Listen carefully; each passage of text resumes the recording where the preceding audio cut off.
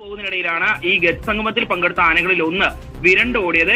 ഈ സംഭവത്തിനിടയിൽ നിരവധി സ്ത്രീകൾ ഉൾപ്പെടെ നിരവധി ആളുകൾക്ക് തിക്കിലും തിരക്കിലും പെട്ട് ചെറിയ രീതിയിൽ പരിക്കേൽക്കുകയും ചെയ്തിട്ടുണ്ട്. ഏതായാലും ഗുരുതരമായി പരിക്കേറ്റത് ഈ ഗേറ്റ് എടുത്ത് ചാടി രക്ഷപ്പെടാൻ ശ്രമിച്ച മധ്യവയസ്കനാണ്.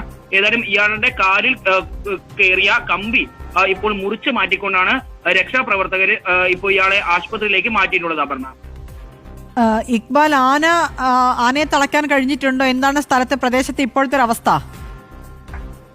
അപർണ, നിരവധി ആളുകളാണ്, ഏകദേശം ആയിരക്കണക്കിന് ആളുകൾ തന്നെ ഈ പട്ടാമ്പി നേർച്ച കാണാൻ വേണ്ടി, ഈ നേർച്ചയിൽ പങ്കെടുക്കാൻ വേണ്ടി ഈ മേഖലയിലേക്ക് എത്തിയിരുന്നു. ഇതിനിടയിലാണ് ഗജസംഗമം, വലിയ ഒരുപാട് ആനകൾ ഉൾപ്പെടെ പങ്കെടുത്തുകൊണ്ടുള്ള ഗജസംഗമം നടന്നത്. ഈ ഗജസംഗമം കഴിഞ്ഞ് തിരിച്ചു പോകുന്നതിനിടയിലാണ് ഈ നേർച്ചയിൽ എഴുന്നള്ളിച്ചിട്ടുള്ള ഒരു ആന വിരണ്ടോടിയത്. ഏതായാലും പരിഭ്രാന്തിയിൽ ആളുകളെല്ലാം ഓടി രക്ഷപ്പെടാൻ ശ്രമിച്ചെങ്കിലും ചില ആളുകൾക്ക് പരിക്കേറ്റുണ്ട്. നിലവിൽ ഈ ആനയെ തളയ്ക്കാൻ സാധിച്ചിട്ടുണ്ട് എന്ന രീതിയിലുള്ള വിവരങ്ങളാണ് പട്ടാമ്പിയിൽ നിന്നും ലഭ്യമാവുന്നത്.